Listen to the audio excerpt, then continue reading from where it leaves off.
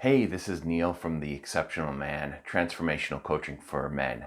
And in this video, I'm going to be talking about a phenomenon known as the dead bedroom, or also known as a sexless marriage, and what it is that causes this, and what it is that you can potentially do to start reviving your DOA sex life at home.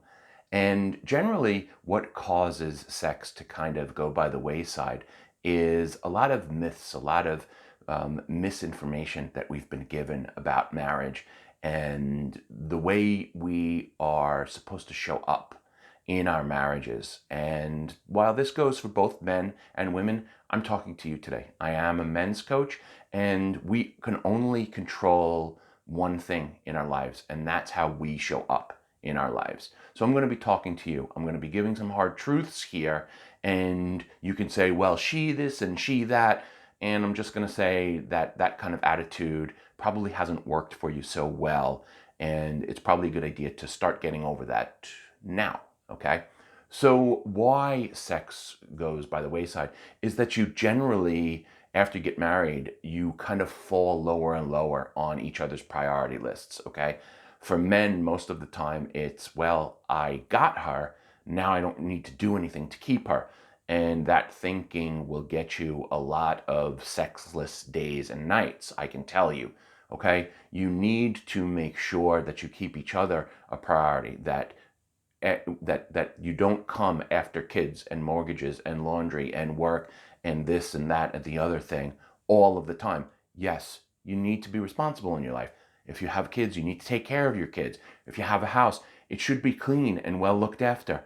Absolutely. You cannot ignore those things. However, if you ignore your marriage and if you ignore your significant other, what do you think the outcome's going to be? Now, there are a lot of other reasons why sex kind of ends up being a non-activity in a lot of marriages, and we can talk about that a little bit more deeply if you want to, and take the information at the end of this video.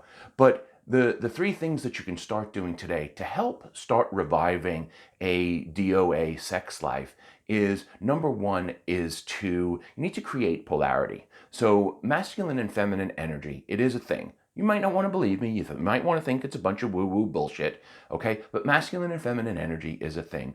Most females feel more comfortable in their feminine energy. Most males feel more comfortable in their masculine energy, okay? Now, we both have both flowing through our bodies, but it's where we feel most comfortable. And when a woman feels comfortable and when a man feels comfortable, we have opposite energies. And as you know from simple magnets, opposites attract. So creating polarity means that you need to show up as the man.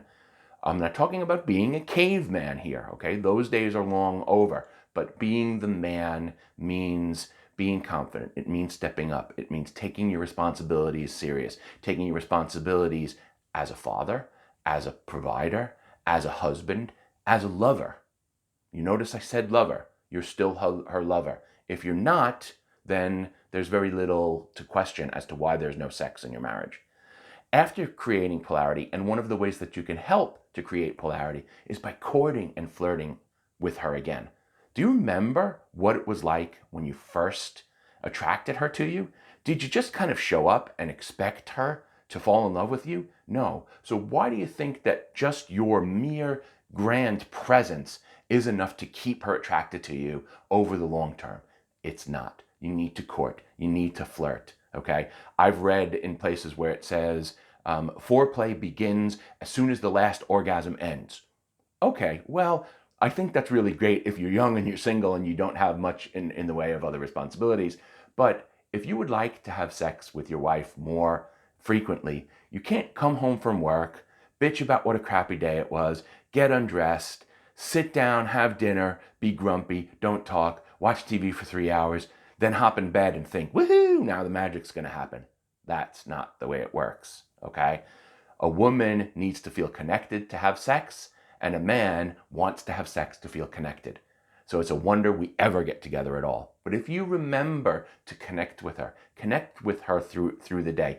If you're in a place where you can send sexy flirts, sexy messages during the day, you can do things like oh, I'm having a hard time concentrating at work right now, thinking about all of the things that I'd like to be doing to you instead.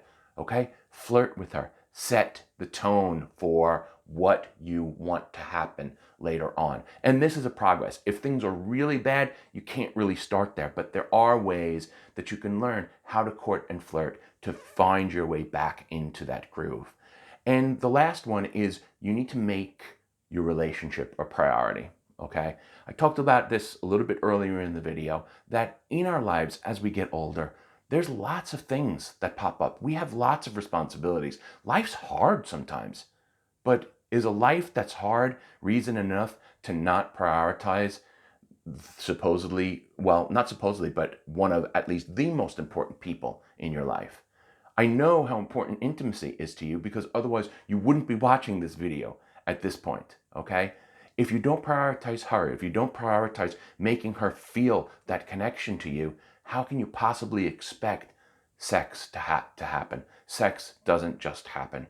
Now, one of the things that I do in my transformational coaching with men is I get them to a place where they can create polarity, where they feel damn comfortable flirting and courting their wives again. And I teach them how to make themselves a priority so that they can make other things that are important to them in their lives a priority as well.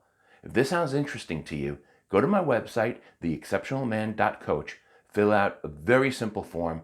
Let's set up a one-on-one call. There's no cost. There's no commitment. It's just two men shooting the shit, and let's see where we go from there. Hope to hear from you. A lot of love, brothers. Take care.